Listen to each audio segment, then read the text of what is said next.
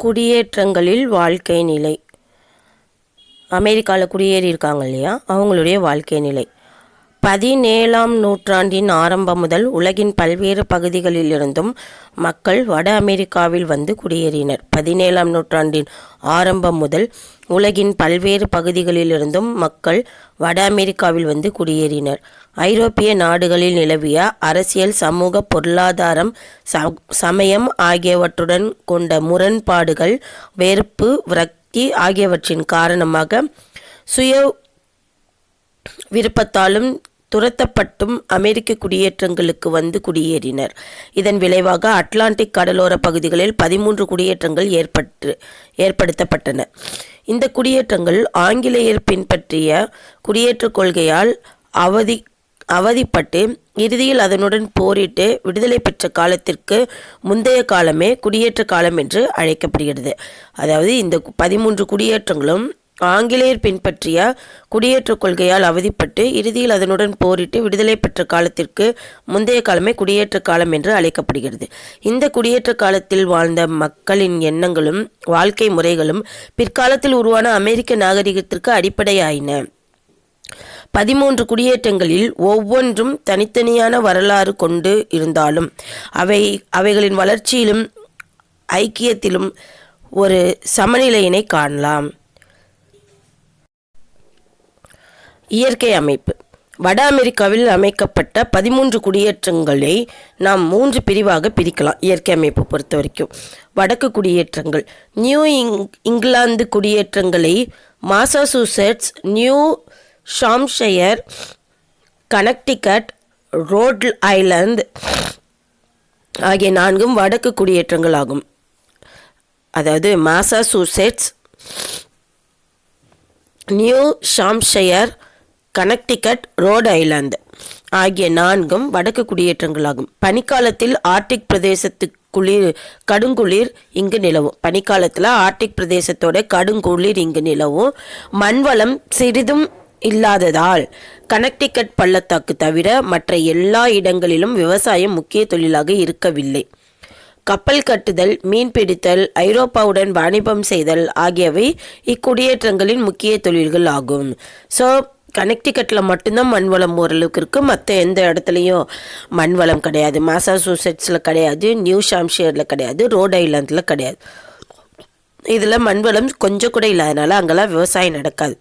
ஆனால் அதுக்கு பதிலாக அந்த இடங்கள்லாம் என்ன நடந்திருக்கு அப்படின்னா, கப்பல் கட்டுதல், மீன் பிடித்தல், ஐரோப்பாவுடன் வாணிபம் செய்தல், இந்த மாதிரி விஷயங்கள்லாம் அங்கே நடந்திருக்கு. அடுத்து நடுக்குடியேற்றங்கள்னு சொல்லப்படுறது. நடுக்குடியேற்றங்களான New York, New Jersey, Delaware, Pennsylvania இந்த 4 செழிப்பான பண்ணையும் பெரிய நதிகளையும் கொண்டவை.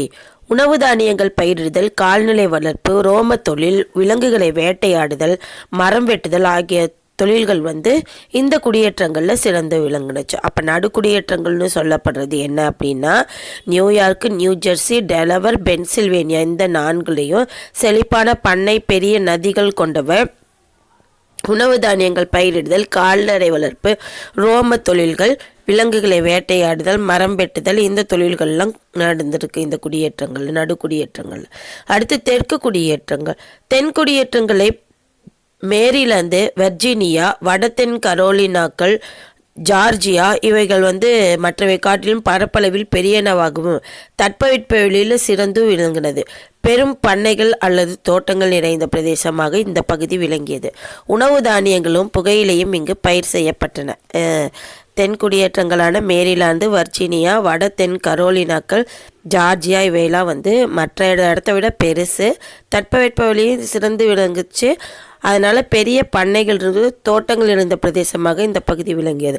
உணவு தானியங்களிலும் புகையிலையும் இங்கு பயிர் செய்யப்பட்டன. மேற்கண்ட இந்த 3 பிரிவு குடியேற்றங்களுக்கு இடையில் தொடர்பும் போக்குவரத்தும் அதிகம் இங்கிலாந்துடன் தொடர்பு கொள்வதுடன் அவை நின்றுடுச்சு. அடுத்து மக்கள் தொகை. 17ஆம் நூற்றாண்டில் அமெரிக்காவில் குடியேறியவர்களின் எண்ணிக்கை ஆண்டுதோறும் பெருகியது. அமெரிக்காவில் குடியேறினவங்களுடைய எண்ணிக்கை ஆண்டுதோறும் பெருகியது. குடியேற்றம் தொடங்கிய காலம் முதலே இங்கிலாந்திலிருந்து குடியேறியவர்களே அதிகம். 1790 வருட கணக்குப்படி 17% மக்களே ஆங்கிலேயர் அல்லாதவர்களாக இருந்தனர். 1790 வருட கணக்கின்படி 17% மக்களே ஆங்கில அல்லாதவர்கள் இருந்தனர். குடியேற்ற மக்களின் பொதுவான மொழி ஆங்கிலமாக இருந்தது. மக்கள் அதிகமாக பிராட்டஸ்தாந்தினராகவே இருந்தனர். ஆனால் பிராட்டஸ்தாந்தில் பல பிரிவுகளும் காணப்பட்டன. 1755 ஆண்டு வாக்கில் சுமார் 25,000 ரோமானிய கத்தோலிக்கர்கள் இருந்தனர். ஒவ்வொரு குடியேற்றத்திலும் குறைந்த அளவில் யூதர்கள் வசித்தனர். 1700 ஆண்டில் குடியேற்றம் முழுவதிலும் மொத்தம் 2,70,000 பேர் வசித்தனர். பெரிய நகரங்களாக விளங்கியவை பாஸ்டனும் பிலடெல்பியாவும் ஆகும். பெரிய நகரங்கள். ஃபஸ்ட்டு குடியேற்றவாசிகள் 1790 வருட கணக்கின்படி 17% மக்கள் தான் ஆங்கிலேயர்கள் அல்லாதவர்கள் இருந்தாங்க. மற்றவங்க எல்லாருமே ஆங்கிலேயர்களாக இருந்தாங்க. அவங்க பேசுகிற மொழியும் ஆங்கிலமாக தான் இருந்தது. ப்ராட்டஸ்டாண்ட் தான் அதிகமாக இருந்திருக்காங்க. அதில் பல பிரிவுகளும் இருந்திருக்கு. 1755 இந்த ஆண்டு வாக்கில் 25,000 ரோமானிய கத்தோலிக்கர்கள் இருந்திருக்காங்க. ஆர்சி. ஒவ்வொரு குடியேற்றத்திலும் குறைந்த அளவில் யூதர்கள் வசித்தாங்க. 1700 ஆண்டில் குடியேற்றம் முழுவதிலும் மொத்தம் 2,70,000 பேர் வசிச்சிருக்காங்க. பெரிய நகரங்களாக விளங்கியவை பாஸ்டனும் பிலடெல்பியாவும் ஆகும். ஆங்கிலேயர்கள் தவிர France, Germany, Ireland, Scotland, Switzerland போன்ற மற்ற ஐரோப்பிய நாடுகளில் இருந்தும் வறுமை, போர், சமய கொடுமைகள் போன்ற காரணங்களினால் ஏராளமான மக்கள் வட அமெரிக்காவுக்கு தொடர்ந்து வந்து கொண்டிருந்தார்கள். ஆங்கிலேயர்கள் தவிர France, Germany, Ireland, Scotland, Switzerland போன்ற மற்ற ஐரோப்பிய நாடுகளிலிருந்தும் வறுமை, போர், சமய கொடுமைகள் போன்ற காரணங்களினால் ஏராளமான மக்கள் வட அமெரிக்காவுக்கு தொடர்ந்து வந்து கொண்டிருந்தார்கள். பிரான்ஸ் நாட்டிலிருந்து வந்த ஹூகுனோக்கள் பாஸ்டன், சார்லஸ்டன், நியூயார்க் போன்ற நகரங்களில் குடியேறினார்கள். பிரான்ஸ் நாட்டிலிருந்து வந்த ஹூகுனோக்கள் பாஸ்டன், சார்லஸ்டன், நியூயார்க் போன்ற நகரங்களில் குடியேறினார்கள். இவர்களின் எண்ணிக்கை குறைவாக இருந்ததாலும் கைத்தொழில், வாணிபம், கல்வி ஆகியவற்றில் சிறந்து விளங்கினர். ஜெர்மனியிலிருந்து வந்தவர்கள் பெரும்பாலும் ஒப்பந்த வேலைக்காரர்களாகவே வந்தனர். இவர்கள் மேற்கு எல்லையில் குடியேறி விவசாயத்தில் ஈடுபட்டனர். மேலும் ஸ்காட், ஐரிஷ்காரர்கள், இத்தாலியர்கள் போன்றோர்களும் அமெரிக்கா குடியேறினர். இவ்வாறு பல்வேறு ஐரோப்பிய நாட்டினரும் சேர்ந்து ஒரு அமெரிக்க தேசத்தை உருவாக்கினர். 1767 அமெரிக்க குடியேற்றங்களில் வாழ்ந்த மக்கள் தொகை 15 லட்சம் ஆகும். 1767 அமெரிக்க குடியேற்றங்களில் வாழ்ந்த மக்கள் தொகை 15 லட்சம் ஆகும். இதில் 20% மக்கள் ஆப்பிரிக்க அடிமைகள் ஆவார். அடுத்து நீக்ரோ அடிமைகள். குடியேற்ற ஆரம்ப காலத்தில் செவ்விந்தியர்களை அடிமைகளாக்கி வேலைக்கு பயன்படுத்த வெள்ளையர்கள் முயன்றனர். ஆனால் செவ்விந்தியர்களால் கடின உழைப்பு செய்ய முடியவில்லை. மேலும் அடிமைகளாக வாழ்வதை விட மரணமே மேல் என்று அவர்கள் கருதினர். எனவே நீக்ரோக்கள் ஆப்பிரிக்காவிலிருந்து, முக்கியமாக மேற்கு கடற்கரை பகுதியில் உள்ள கினியா நாட்டிலிருந்து மேற்கு இந்திய தீவுகளுக்கு கொண்டு வரப்பட்டு அங்கிருந்து அமெரிக்காவில் விற்கப்பட்டனர்.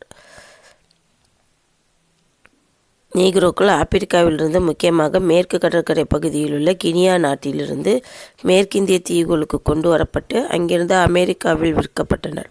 1619 முதன்முறையாக 20 ஆப்பிரிக்க அடிமைகள் விர்ஜீனியா வந்தாங்க. தென் கரோலினா, ஜார்ஜியா ஆகியவற்றில் நெல் பண்ணைக்காரர்கள் நீக்ரோ அடிமைகளை அடுத்தபடியாக பயன்படுத்தினர். வெள்ளைக்கார வேலையாட்களை விட நீக்ரோக்களால் அதிக லாபம் கிடைத்தது. நீக்ரோக்கள் ஆயுள் முழுவதும் அடிமைகளாக இருந்தனர். தோட்டங்களிலும் பண்ணைகளிலும் கொடிய வெப்பத்தை பொருட்படுத்தாமல் நீக்ரோக்களால் கடினமாக உழைக்க முடிந்தது. அடிமை முறை எல்லா குடியேற்றங்களிலும் நிலவி வந்த போதிலும் தென்பகுதி குடியேற்றங்களில் அடிமை முறைக்கு அதிக முக்கியத்துவம் கொடுக்கப்பட்டது. இதற்கு காரணம் விவசாயத்துக்கு, முக்கியமாக பருத்தி சாகுபடி பருத்தி சாகுபடிக்கு அடிமைகள் தேவைப்பட்டது. 18ஆம் நூற்றாண்டில் 5 லட்சம் அடிமைகள் காணப்பட்டனர். அவர்களில் 1/3 பகுதியினர் தென்பகுதி குடியேற்றங்களில் காணப்பட்டனர். தென் கரோலினா போன்ற குடியேற்றங்களில் வெள்ளையர்களை விட நீக்ரோக்களின் எண்ணிக்கை அதிகமாக இருந்தது. ஆனால் வடபகுதி மாநிலங்களில் நீக்ரோக்களுக்கு அதிக முக்கியத்துவம் அளிக்கப்படவில்லை. காரணம், வடபகுதியில் நிலவிய தொழில்முறைக்கு அடிப்படை அதிகம் தேவைப்படவில்லை. அடிமைகள் அதிகம் தேவைப்படவில்லை. குடியேற்ற சமூகம். அமெரிக்காவுக்கு வந்த ஐரோப்பியர்களில் 90% குடியானவர்கள், மிக சாதாரணமானவர்கள், ஐரோப்பிய சமுதாயத்தில் பின்னுக்கு தள்ளப்பட்டவர்கள், ஆதரவற்றவர்கள், சொந்தமாக நிலங்களை பெறும் ஆசையுடன் அமெரிக்கா வந்தனர். சிலர் அமெரிக்காவில் கிடைக்கும் வசதிகளையும் வாய்ப்புகளையும் நம்பி இருந்த சொத்துக்களை விற்றுவிட்டு வந்தனர். நல்ல வசதியானவர்கள், பெருங்குடி மக்களும் வந்தனர். இங்கு குடியேறியவர்கள் எல்லோருமே தனி மனிதர்களாகவே சேர்ந்தனர். ஆனால் வந்த ஒவ்வொருவரும் மரபு, மதம், தொழில், மொழி ஆகியவைகளில் வேறுபட்டு காணப்பட்டாலும் தன்னம்பிக்கையிலும் தனித்தன்மை போன்றவற்றிலும் அனைவரும் ஒன்றுபட்டு காணப்பட்டனர். கிடைத்த வாய்ப்புகளை பயன்படுத்தி கொண்டு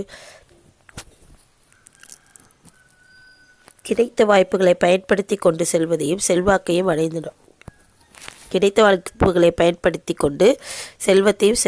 அடைந்தனர். குடியேற்ற ஆரம்ப காலத்தில் மக்களிடையே வகுப்பு வேறுபாடுகள் காணப்படவில்லை. ஆனால் குடியேற்ற மக்கள் இடையே வாணிபம் வளர்ந்த பின்னரும் தென்பகுதி குடியேற்றங்கள் தோன்றிய பின்னரும் வகுப்பு பேதங்கள் தோன்றின. அமெரிக்க குடியேற்றங்களில் மேல்தட்டு மக்களாக இருந்தவர்கள் ஆளுநர்கள், அதிகாரிகள், நீதிபதிகள், சமய குருமார்கள், ஆலை முதலாளிகள் ஆகியோர் ஆவார். இவர்களுக்கு அடுத்தபடியாக சமூக அமைப்பில் இடம்பெற்றவர்கள் வடபகுதி வியாபாரிகள், தென்பகுதி நிலக்கீழார்கள், மத்திய பகுதி நில உரிமையாளர்கள் ஆவார். இவர்கள்தான் குடியேற்ற பொருளாதாரம், போக்குவரத்து ஆகியவற்றை கட்டுப்படுத்தி வந்தனர். இவர்களுக்கு அடுத்த நிலையில் இருந்தவர்கள் சாதாரணமான குடியானவர்கள், ஆலை தொழிலாளர்கள், ஒப்பந்த குடியானவர்கள், அடிமைகள். இவர்களில் எளிய உணவை உட்கொண்டு ஏழைகளாகவே வாழ்ந்தனர். இவங்களுடைய வாழ்க்கை முறை எப்படி இருந்துச்சு? குடியேற்ற மக்களின் வாழ்க்கை முறை தனிமை விரும்பியதாகவும் தொடர்பற்றதாகவும் நாட்டுப்புறத்தன்மை கொண்டதாகவும் இருந்தது. இதற்கு முக்கிய காரணம் ஒவ்வொருவரின் பண்பாட்டு பின்னணியும் அமெரிக்காவில் நில அமைப்புமே ஆகும். குடியேற்றங்களில் போக்குவரத்து, செய்தி தொடர்புகள் வளர்ச்சியடையாத நிலையில் இருந்ததால் மக்களிடம் நெருக்கமும் ஒருவித தேசிய தன்மையும் இல்லாமல் இருந்தது.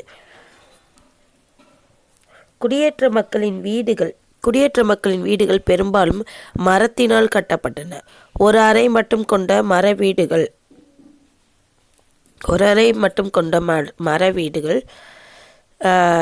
டெலாவர் நதிக்கரையில்தான் முதலாவது கட்டப்பட்டன. சிறிது வசதி படைத்தவர்கள் செங்கலாலும் கற்களாலும் வீடு கட்டி கொண்டனர். இந்த வீடுகள் ஒன்றுக்கொன்று நெருக்கமாக கட்டப்பட்டன. வசதியான வீடுகளில் ஓக் மரத்திலான நாற்காலி, மேசை காணப்பட்டது. குடிதண்ணீர் கிணறுகளிலிருந்தும் ஊற்றுகளிலிருந்தும் எடுத்து கொள்ளப்பட்டன. ஆனால் குடித்தண்ணீர் சுத்தமானதாக இல்லாததால் நோய் அதிகமாக பரவியது. மஞ்சள் காய்ச்சல், பலவகைப்பட்ட மலேரியா காய்ச்சல்கள் ஏற்பட்டன. மருத்துவ முறை சரியானபடி வளர்ச்சி அடையவில்லை. ரொட்டி, மீன், மக்காச்சோளம், பன்றி இறைச்சி ஆகியவை முக்கிய உணவாகும். கோதுமை மாவு அதிக அளவு பயன்படுத்தப்பட்டது. குடியேற்ற மக்கள் காடுகளை அழித்து தங்கும் வசதி செய்ததால் இந்தியர்களின் ஆபத்தை சமாளித்தல் ஆகியவற்றில் அதிக நேரம் செலவிட்டதால் விளையாட்டுகளிலும் கேளிக்கைகளுக்கும் அதிக முக்கியத்துவம் கொடுக்கவில்லை. ஆனால் சில இடங்களில் நடனங்கள், குதிரை பந்தயம், வேட்டையாடுதல் போன்ற பொழுதுபோக்குகள் காணப்பட்டது. பொது பணி செய்யும், தேவாலயங்கள் கட்டவும் லாட்டரி சீட்டு முறை அறிமுகப்படுத்தப்பட்டது. பொதுவாக எல்லா வீடுகளிலும் மெழுகுவர்த்தியே விளக்காக பயன்படுத்தப்பட்டது. சில இடங்களில் திமிங்கல எண்ணெய் விளக்குகள் பயன்படுத்தப்பட்டன. பொதுவாக மெழுகுவர்த்தி, சில இடங்களில் திமிங்கல எண்ணெய் விளக்குகள் பயன்படுத்தப்பட்டன. விவசாயம். குடியேற்ற மக்களில் 90% குடியானவர்களாக இருந்ததால் விவசாயமே அடிப்படை தொழிலாக இருந்தது. நியூ இங்கிலாந்து குடியேற்றங்களில் சிறிய பண்ணை நிலங்களே இருந்தன. இங்கு குடியேறியவர்கள் இங்கு குடியானவர்கள் தங்கள் குடும்ப தேவைக்கு மட்டுமே மக்காச்சோளம், பார்லி, ஓட்ஸ், ஆப்பிள் ஆகியவற்றை பயிரிட்டனர். நியூயார்க், நியூஜெர்சி, பென்சில்வேனியா போன்ற மாவட்டங்களில் பல லட்சம் ஏக்கர் கொண்ட பெரும் பண்ணைகள் இருந்தன. எனவே இங்கு ஒப்பந்த வேலையாட்கள், அடிமைகள் ஆகியோர் மூலம் விவசாயம் செய்யப்பட்டது.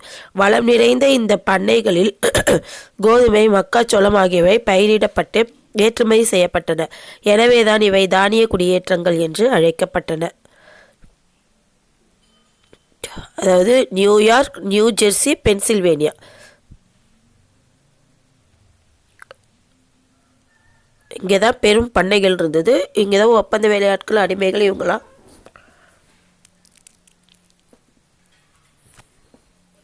விவசாயம் பண்ணாங்க. வளம் நிறைந்த இந்த பண்ணைகளில் தான் கோதுமை, மக்காச்சோளம் இதெல்லாம் பயிரிடப்பட்டது. அதனால் இந்த நியூயார்க், நியூஜெர்சி, பென்சில்வேனியா இவைகள் தான் தானிய குடியேற்றங்கள் என்று அழைக்கப்பட்டன. மேரிலாந்திலிருந்து ஜார்ஜியா வரையிலான குடியேற்றங்கள் பண்ணை குடியேற்றங்கள் என்று அழைக்கப்பட்டன. புகைப்பிடிக்கும் பழக்கத்தை சர் வால்டர் ராலே இங்கிலாந்தில் அறிமுகப்படுத்திய பிறகு புகையிலைக்கான தேவை அதிகரித்தது. இந்த தேவைகளை பூர்த்தி செய்ய மேரிலாந்து, வர்ஜீனியா, கரோலினாவில் ஏராளமான புகையிலை பயிரிடப்பட்டு ஏற்றுமதி செய்யப்பட்டன. தென் கரோலினா, ஜார்ஜியாவில் நெல் அதிகமாக பயிரிடப்பட்டது. அவுரி செடியும் அதிகமாக பயிரிடப்பட்டது. தொழில்கள். விவசாயத்தை தவிர வேறு சில லாபகரமான தொழில்களும் நடைபெற்றன.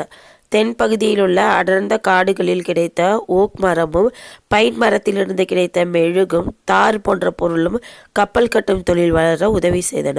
மேலும் தென்பகுதி மக்கள் அனைவருமே சுயசார்புடையவர்களாக இருந்தனர். தங்களுக்கு வேண்டிய கட்டிட கருவிகள், மரக்கருவிகள், விவசாய கருவிகள் ஆகியவற்றை தாங்களே செய்து கொண்டனர். தானிய குடியேற்றங்களில் மாவு ஆலைகள் ஏராளமாக காணப்பட்டன. நீர் சக்தியை பயன்படுத்தி மாவரைக்கும் தொழில் வளர்ந்தது. கோதுமை மாவு அதிக அளவில் ஏற்றுமதி செய்யப்பட்டது. நியூஜெர்சி, பென்சில்வேனியா ஆகியவற்றில் கைவினைஞர்களும் பெரும் எண்ணிக்கையில் குடியேறியதால் துணி, காகித, இரும்பு, கண்ணாடி ஆகிய தொழில்கள் துவங்கப்பட்டன. நியூ இங்கிலாந்திலும் வர்ஜீனியாவிலும் இரும்பு அதிகம் கிடைத்ததால் உலோக தொழிற்சாலைகள் தோன்றின. சார்லஸ்டன் நகரத்தில் மான் தோல், அணில் தோல், ரோமங்கள் ஆகியவற்றிலிருந்து அழகு பொருட்கள் தயார் செய்யும் தொழில் வளர்ச்சி அடைந்தது.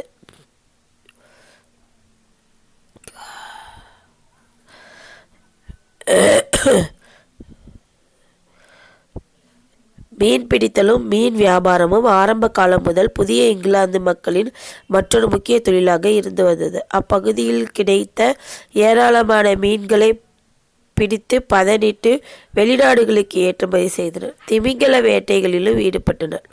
வாணிபம். எல்லா குடியேற்றங்களிலும் வாணிபம் சிறப்பாக நடைபெற்றது. குடியேற்றங்களிடையேயும் வெளிநாடுகளுடனும் வாணிபம் நடைபெற்றது. தென்பகுதி குடியேற்றங்களில் விளைந்த பருத்தி, நெல், புகையிலை, ரோமம், இரும்பு, அவுரி ஆகியவை இங்கிலாந்துக்கு ஏற்றுமதி செய்யப்பட்டன. மரம், இறைச்சி, தானிய வகைகள், உலர்ந்த மீன் போன்றவை மேற்கு இந்திய தீவுகளுக்கு ஏற்றுமதி செய்யப்பட்டன. பதிலுக்கு தங்கம், வெள்ளப்பாகு இறக்குமதி செய்யப்பட்டது. வெள்ளப்பாகிலிருந்து ரம் உற்பத்தி செய்யப்பட்டு ஆப்பிரிக்க நாடுகளுக்கு ஏற்றுமதி செய்யப்பட்டது. இவைகளுடன் இரும்பு சாமான்கள் ஏற்றுமதி செய்யப்பட்டன. பதிலுக்கு ஆப்பிரிக்காவிலிருந்து அடிமைகளை கொண்டு வந்து மேற்கிந்திய தீவுகளில் விற்றனர். இவ்விதமாக உள்நாட்டு வெளிநாட்டு வாணிபம் பெருகியது.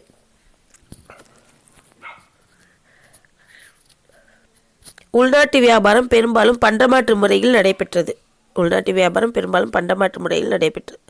குடியேற்ற வாணிபத்தை கட்டுப்படுத்துவதற்காக ஆங்கில பாராளுமன்றம் 1672 சட்டம் ஒன்று இயற்றியது. இதன்படி ஒரு குடியேற்றத்திலிருந்து மற்றொரு குடியேற்றத்திற்கு கொண்டு செல்லப்படும் பொருட்களுக்கு வரி விதிக்கப்பட்டது. இதுவே குடியேற்றங்களின் மீது விதிக்கப்பட்ட முதல் வரியாகும். பின்னர் 1696 நாவாய் சட்டத்தை இயற்றியது. குடியேற்ற வாணிபத்தை கண்காணிக்க அரசர் 3ஆம் வில்லியம் ஒரு குடியேற்ற கவுன்சிலை உருவாக்கினார். மேலும் பல வாணிப சட்டங்கள் இயற்றப்பட்டு குடியேற்ற வாணிபமும் கட்டுப்படுத்தப்பட்டது.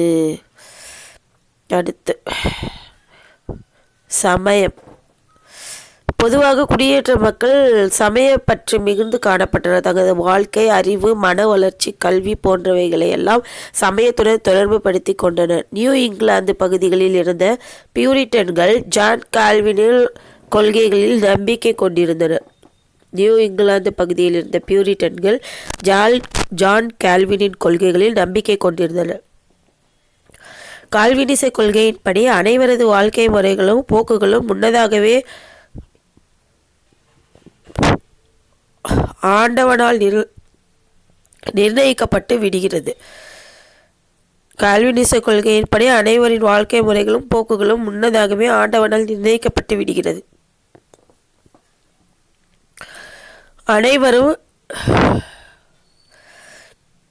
தூய குணங்களை கொண்டு நல்வழியில் வாழ்ந்து கடவுளின் அருளை பெற வேண்டும் என்று கால்வினிசம் வற்புறுத்தியது. மனிதர்களில் வெகு சிலரே கடவுளால் தேர்ந்தெடுக்கப்பட்டு விமோசனம் பெறுகின்றனர் என்றும் மற்றவர்கள் கடவுளால் சபிக்கப்படுவார்கள் என்றும் கால்வினிச கொள்கை நம்புகிறது. தென்பகுதி குடியேற்றங்களில் முக்கியமாக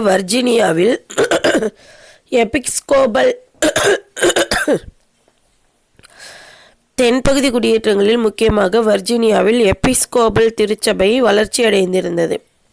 மக்களிடமிருந்து பெற்ற வரிகள்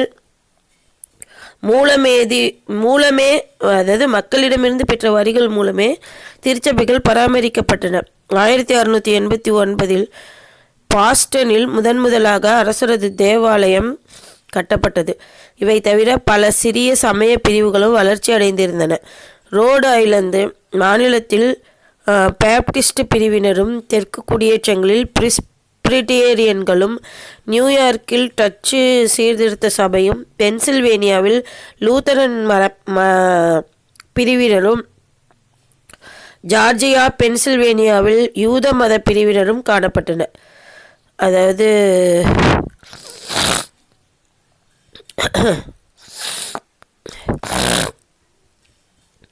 1689 பாஸ்டனில் முதலாக அரசரது தேவாலயம் கட்டப்பட்டது. இவை தவிர சில சிறிய சமய பிரிவுகளும் வளர்ச்சி அடைந்திருந்தன. ரோடு ஐலந்து மாநிலத்தில் பேப்டிஸ்ட் பிரிவினரும், தெற்கு குடியேற்றங்களில் பிரிஸ்பிரேரியன்களும், நியூயார்க்கில் டச்சு சீர்திருத்த சபையும், பென்சில்வேனியாவில் லூத்தரன் பிரிவுகளும், ஜார்ஜியா பென்சில்வேனியாவில் யூத மத பிரிவினரும்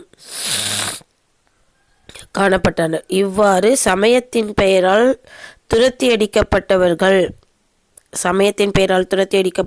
சமய சுதந்திரம், சமய சீர்திருத்தம் விரும்பியவர்கள், சமய எதிர்ப்பாளர்கள், சமய விருப்பாளர்கள் போன்ற எல்லா வகைப்பட்ட பிரிவினரும் குடியேற்ற பகுதிகளில் காணப்பட்டதால் மக்களிடம் சமய சகிப்புத்தன்மை அதிகமாக காணப்பட்டது.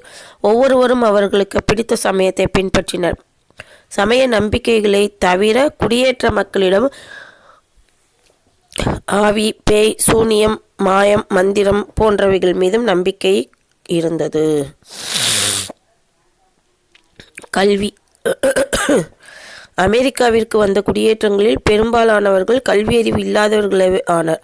ஆரம்ப காலத்தில் அவர்கள் பல பிரச்சனைகளை எதிர்நோக்க வேண்டியிருந்ததால் கல்வி வளர்ச்சியில் கவனம் செலுத்தவில்லை. ஆனால் பொருள் சேர்ந்த பின்னர் வணிகர்களும் வேறு சிலரும் தங்கள் பிள்ளைகளுக்கு கல்வி அவசியம் என்பதை உணர்ந்தனர். சிறுவர்கள் பைபிள் வாசிக்க தெரிந்திருப்பது அவசியம் என்று கருதப்பட்டது. இந்நிலையில் 1636 மாசாசூசெட்ஸில் ஹார்வர்ட் கல்லூரி துவங்கப்பட்டது. ஹார்வர்ட் கல்லூரி 1636 மாசாசூசெட்ஸில் ஹார்வர்ட் காலேஜ் துவங்கப்பட்டது. இது ஜான் ஹார்வர்ட் என்ற பாதிரியாரின் நினைவாக பெயர் சூட்டப்பட்டது. 1647 மாசாசூசெட்ஸ் சட்டமன்றம் பொது பள்ளி சட்டம் ஒன்றை இயற்றியது. அதன்படி 50 குடும்பங்கள் கொண்ட ஒவ்வொரு நகரிலும் ஒரு பள்ளியும், 100 குடும்பங்கள் கொண்ட நகரில் ஒரு லத்தீன் பள்ளியும் நிறுவப்பட வேண்டும் என்று வலியுறுத்தியது. இதனை மற்ற குடியேற்றங்களும் பின்பற்ற ஆரம்பித்தாங்க. அமெரிக்காவின் மத்திய குடியேற்றங்களில் ஒவ்வொரு சமய பிரிவினரும் தங்கள் சமயத்தை போதிப்பதற்காக ஆலயங்களில் பள்ளிகளை துவங்கினர். சில பாதிரிமார்கள் தங்கள் வீடுகளிலேயே பள்ளிகளை தொடங்கினாங்க. பெண்களில் சிலர் தங்கள் பக்கத்தில் உள்ள குழந்தைகளை எல்லாம் சேர்த்து தமது வீடுகளில் பள்ளிகளை நடத்தினர். இதற்கு தான் டேம் பள்ளிகள் அப்படின்னு பேர். 1689 வில்லியம் பென் பிலடெல்பியாவில் ஒரு சாசன பள்ளியை சார்ட்டர் ஸ்கூல் நிறுவனார். 1689 வில்லியம் பென் அப்படிங்கிறவங்க பிலடெல்பியாவில் ஒரு சாசன பள்ளியை நிறுவினார். 1689 வில்லியம் பென் சாசனப்பள்ளி நிறுவனார் பிலடெல்பியாவில். 1693 வர்ஜீனியாவிலும் வில்லியம் மேரி கல்லூரி நிறுவப்பட்டது. இந்த கல்லூரிக்கு வில்லியம் ஸ்பர்க் என்ற இடத்தில் அரசர் 3ஆம் வில்லியத்தின் ஆதரவுடன் ஒரு கட்டிடம் கட்டப்பட்டது. 1693 வர்ஜீனியாவில் வில்லியம் மேரி கல்லூரி நிறுவப்பட்டது இல்லையா, அந்த வில்லியம் மேரி கல்லூரியில் வில்லியம் பர்க் என்ற இடத்தில் அரசர் 3ஆம் வில்லியத்தின் ஆதரவுடன் ஒரு கட்டிடம் கட்டப்பட்டது. ஏல் கல்லூரி 1700 எலிக்யூயேல் என்பவர் பெயரால் நிறுவப்பட்டது. ஏல் கல்லூரி 1700 எலிக்யூயேல் என்பவர் பெயரால் நிறுவப்பட்டது. இவற்றை அடுத்து 1746 பிரின்ஸ்டன், 1754 கொலம்பியா, 1755 பிலடெல்பியா ஆகிய இடங்களில் கல்லூரிகள் நிறுவப்பட்டன. 1746 பிரின்ஸ்டன், 1754 கொலம்பியா, 1755 பிலடெல்பியா ஆகிய இடங்களில் கல்லூரிகள் நிறுவப்பட்டன. இவைகளில் பிலடெல்பியா கல்லூரியே சமய சார்பற்ற முதல் கல்லூரி ஆகும். இதனை துவங்கியவர் பெஞ்சமின் பிராங்க்லின் ஆவார். இந்த 3 கல்லூரியில் பிலடெல்பியா கல்லூரியே சமய சார்பற்ற முதல் கல்லூரி. இதில் பெஞ்சமின் பிராங்க்லின், இதனை துவங்கியவர் பெஞ்சமின் பிராங்க்லின். இக்கல்லூரியில் வேதியியல், வேளாண்மை, எந்திரவியல், மொழியியல் ஆகிய பாடங்கள் போதிக்கப்பட்டன. இவை தவிர உயர்கல்வி கற்க இங்கிலாந்துக்கு சென்றனர். சுதந்திர போரின் போது 50% மக்கள் கல்வியறிவு பெற்றவர்களாக இருந்தனர். சுதந்திர போரின் போது 50% மக்கள் கல்வியறிவு பெற்றவர்களாக இருந்தனர். செய்தித்தாள்களும் நூல்களும். அமெரிக்க குடியேற்றங்களில் செய்தித்தாள்களும் நூல்களும் வெளிவந்தன. 1639ஆம் ஆண்டு மாசசூசெட்ஸில் உள்ள கேம்பிரிட்ஜ் என்ற இடத்தில்தான் அச்சகம் முதலாக நிறுவப்பட்டது. 1639ஆம் ஆண்டு மாசசூசெட்ஸில் உள்ள கேம்பிரிட்ஜ் என்ற இடத்தில்தான் அச்சகம் முதலாக நிறுவப்பட்டது. வெகு விரைவில் பல குடியேற்றங்களில் அச்சகங்கள் அமைக்கப்பட்டன. 1690 பாஸ்டனை சேர்ந்த பெஞ்சமின் ஹாலிஸ் என்பவர் பப்ளிக் அக்ரன்ஸ் என்ற பெயருடன் செய்தித்தாள் ஒன்று வெளியிட்டார். ஆனால் அது தொடர்ந்து வெளிவரவில்லை. 1704 வெளியான பான்ஸ்டன் நியூஸ் லெட்டர் என்ற செய்தித்தாள் தொடர்ந்து வெளிவந்தது. 1719 பான்ஸ்டன் கெசட், அமெரிக்கன் வீக்லி, மெர்க்குரி ஆகியவை வெளிவந்தது. 1719 Boston gazette, American weekly, mercury ஆகியவை வெளிவந்தது. 1750ஆம் ஆண்டுக்குள் எல்லா குடியேற்றங்களிலும் செய்தித்தாள்கள் வெளிவந்து விட்டன.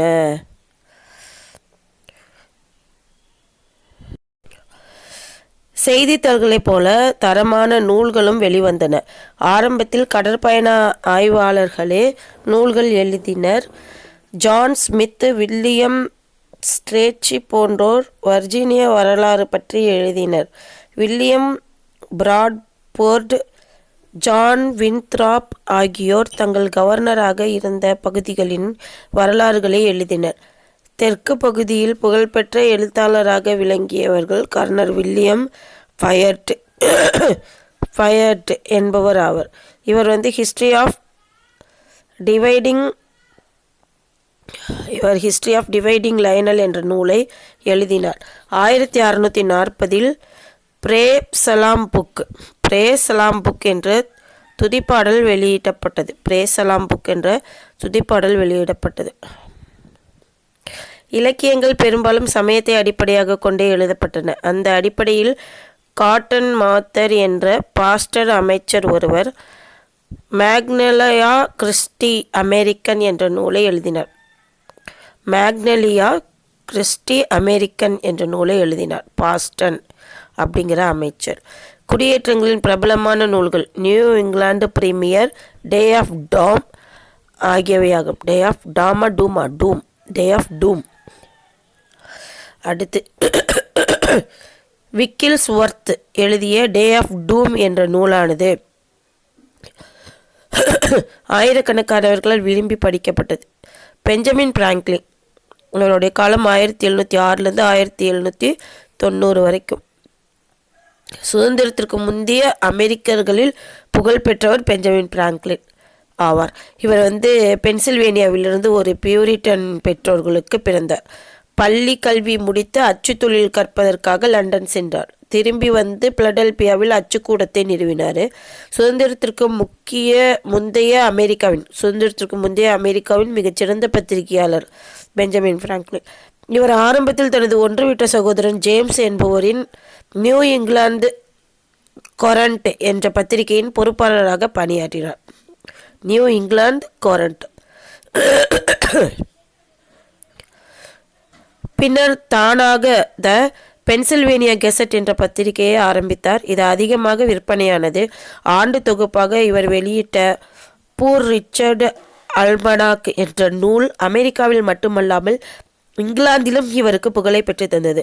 1752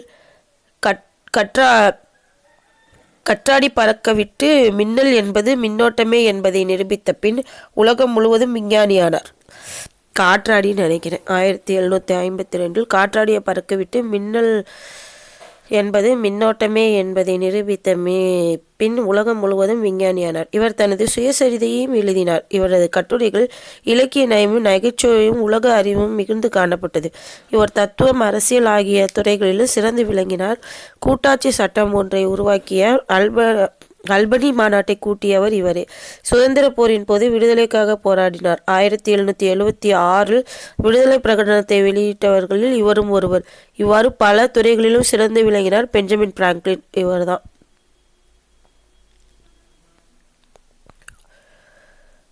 சப்பமுக்கு சப்பவாய். ஓகே. குடியேற்ற அரசு முறை. குடியேற்ற சட்டமன்றம்.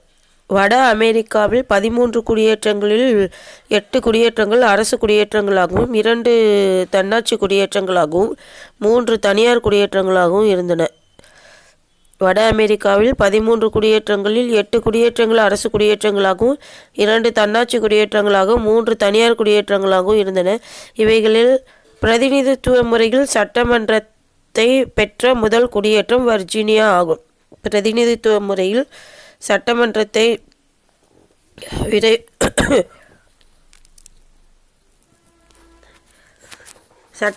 பெற்ற முதல் குடியேற்றம் வெர்ஜீனியா ஆகும். விரைவில் மற்ற குடியேற்றங்களிலும் சட்டமன்றங்கள் துவங்கப்பட்டன.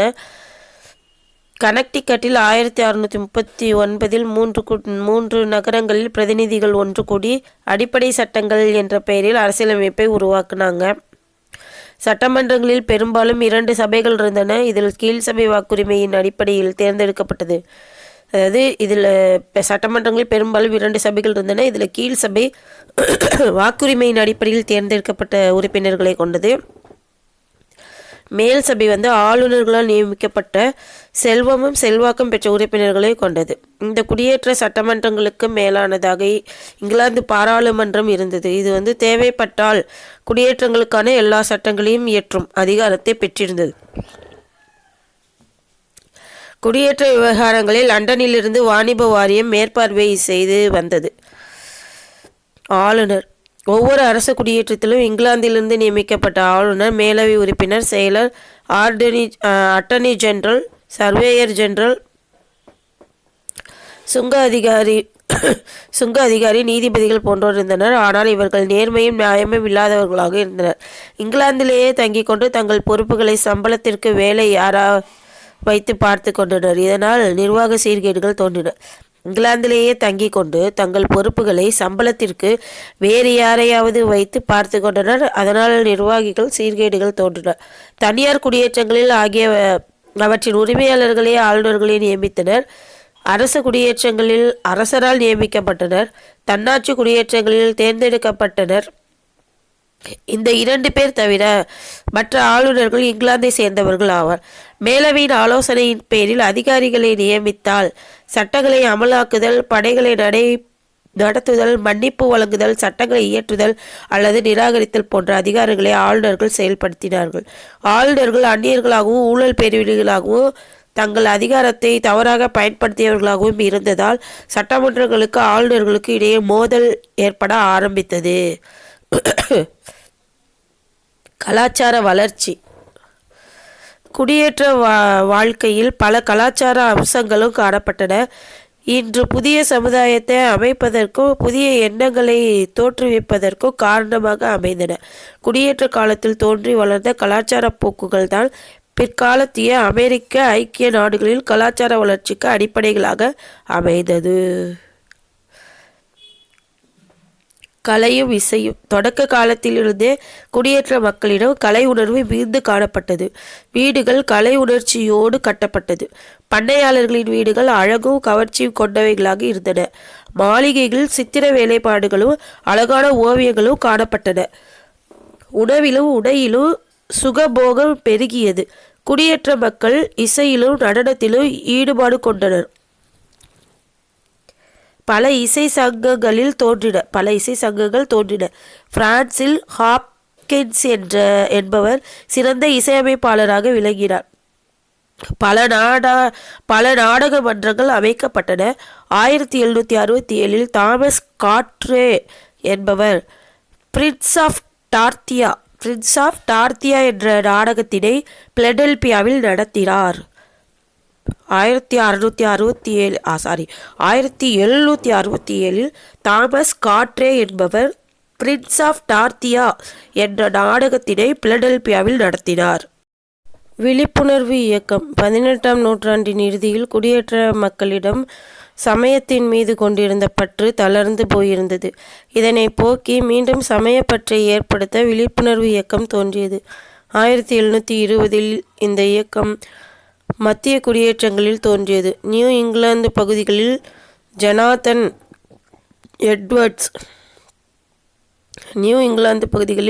ஜனாதன் எட்வர்ட்ஸ், ஜார்ஜ் விட்ஃபீல்டு ஆகியோர் இந்த விழிப்புணர்வு இயக்கத்தை பரப்பினர்.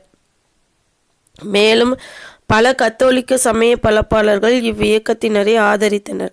இந்த இயக்கம் வேகமாக பரவியது. இதன் காரணமாக பக்தி நெறி பரப்பும் கூட்டங்கள் பல நடத்தப்பட்டன. மக்களை நல்ல வழியில் திருத்த முடிந்தது. எல்லைப்புறங்களில் பல கிறிஸ்தவ திருச்சபைகள் தோன்றின. புதிய கல்லூரிகள் தோன்றுவதற்கும் இந்த விழிப்புணர்வு இயக்கம் காரணமாக அமைந்தது. அறிவுபூர்வமான இயக்கம். பல புதிய கருத்துக்கள் தோன்றின. இதனால் குடியேற்றங்களில் அறிவுபூர்வமான இயக்கம் ஒன்று தோன்றியது. பழைய கருத்துக்களும் கோட்பாடுகளும் மறைந்தன. நிரூபிக்க முடியாத கோட்பாடுகள் மறுக்கப்பட்டன. John Locke, Rousseau, Montesquieu, Adam Smith ஆகியோர் கருத்துக்களும் கோட்பாடுகளும் அன்றைய சமுதாயத்தில் பெரிய மாற்றங்களை ஏற்படுத்தின. புரட்சிகரமான இவர்களது கருத்துக்கள் குடியேற்ற நாடுகளில் வேகமாக பரவின. அமெரிக்க சிந்தனையாளர்கள் இந்த புதிய கருத்துக்களின் தன்மைகளை அவற்றின் உண்மையான நோக்கில் புரிந்து கொண்டு அவைகளின் அடிப்படையில் மேலும் பல புதிய கருத்துக்களை தோற்றுவித்தனர்.